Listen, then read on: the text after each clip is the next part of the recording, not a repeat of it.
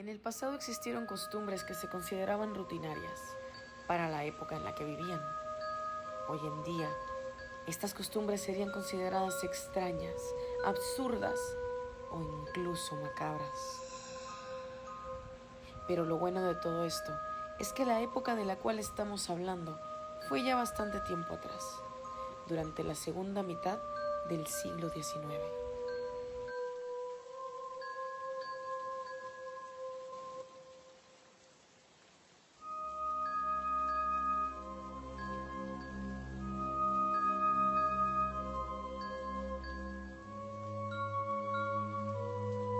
La época victoriana, periodo que corresponde a la reina Victoria, se vivió en Inglaterra entre el año 1837 y 1901. En este tiempo, el Imperio Británico y la revolución industrial de dicho país llegaban a su cúspide. Este periodo también es uno lleno de curiosidades y extrañezas, divertidas en algunas ocasiones y en otras siniestras. Algunas de las historias más macabras que podemos encontrar en esta época son las de Jack el Destripador, por el año de 1888. Y una de sus tan entretenidas curiosidades es la de la invención de el vibrador en 1870, cuya función, según, era curar la enfermedad de la histeria femenina. Pero esa es otra historia. En esta ocasión vamos a hablar de costumbres y tradiciones que pueden ser escalofriantes o simplemente inusuales.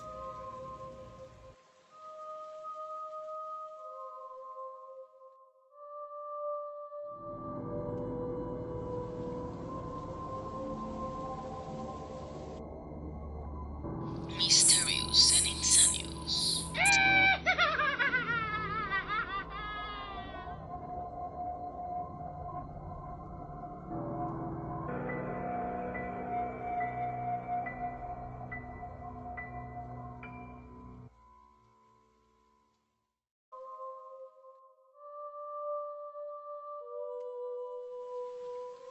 Durante esta época nació la tradición de enviar felicitaciones navideñas, gracias a Sir Henry Cole. Este, en 1843, patrocinó las primeras tarjetas, pidiéndole a Juan Calcott Horsley que dibujara una estampa que le sirviera para transmitir deseos de paz a familiares y amigos en un momento tan importante. Hasta aquí todo parecía normal, hasta que se popularizaron las tarjetas navideñas, con un dibujo algo escalofriante y no muy alegre: pájaros muertos. La mayoría eran petirrojos. El petirrojo era un símbolo de Año Nuevo, por lo cual cobra un poco de sentido esta curiosa tradición. Se cuenta que en el día 26 de diciembre se acostumbraba a matar un petirrojo para tener suerte en el año venidero. Otra versión cuenta que estas tarjetas con cadáveres de pájaros se debían a la intención de no olvidar a los pobres que sufrían frío. Al mismo tiempo, despertar la caridad de los ricos en una época tan cálida para unos, pero muy fría para otros.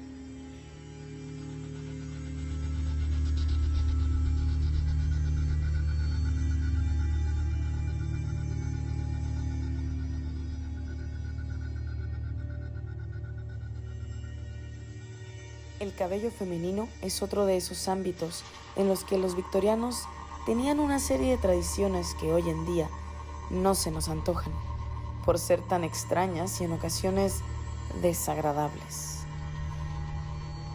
En primer lugar, debemos tener en cuenta que el cabello constituía, en el caso de las mujeres, un símbolo visible de estatus, poderío y feminidad. En segundo lugar, las enfermedades aquejaban sobre todo a las clases inferiores, debido a la mala salubridad de sus barrios, a sus condiciones laborales, las cuales no eran muy buenas. Por lo que estar suficientemente sana como para no perder el cabello y mantenerlo sano era una señal de lujo. Además, debemos recordar que la higiene también era un privilegio, por lo que mostrar una melena kilométrica y limpia era todo un alarde. Por último, no debemos olvidar otro de los factores que ha diferenciado siempre a las clases inferiores de las superiores: el tiempo libre. Las horas que requería el cuidado de semejante melena no eran compatibles con una jornada laboral, por no hablar de lo poco práctico que hubiera sido para una mujer que tuviera que limpiar suelos o acudir a trabajar en la fábrica. Pero la cuestión del cabello no queda ahí. Cuando un ser querido fallecía, era costumbre tomar su cabello y confeccionar con él joyas o guirnaldas, con el fin de llevar a la persona ya ausente siempre cerca.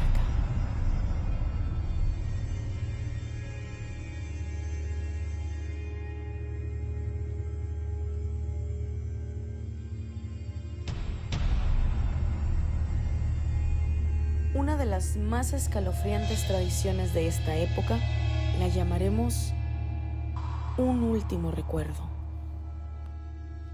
Esta tradición nació en París y no en Inglaterra, en 1839. El memento mori, o fotografía post-mortem. En ella, tal y como te habrás podido imaginar, se fotografiaba a personas fallecidas, en muchas ocasiones como si estuvieran vivas. Se colocaban soportes tras ellas para que pareciera que estaban de pie, se les maquillaba y se les colocaba de forma habitual junto a sus familiares, que posaban como si nada hubiera pasado. Se dice que, en parte, esto se explica debido a que la fotografía era un bien nuevo y muy escaso, y se tenían muy pocas imágenes de recuerdo de una persona a lo largo de la vida. De hecho, en casos de bebés o niños muertos a edad temprana, la fotografía post-mortem era lo único que se tenía de ellos. Aún así, no deja de ser siniestro como, en ocasiones, puedes contemplar alguna de estas fotografías sin ser capaz de reconocer al muerto entre los presentes.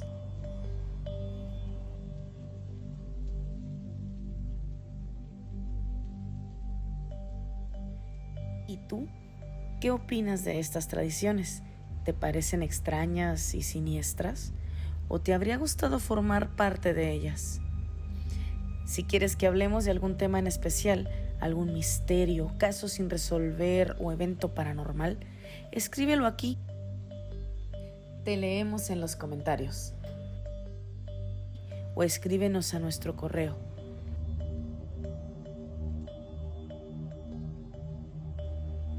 No olvides seguirnos en nuestras redes sociales, Facebook, Instagram y TikTok. Estás en Mysterious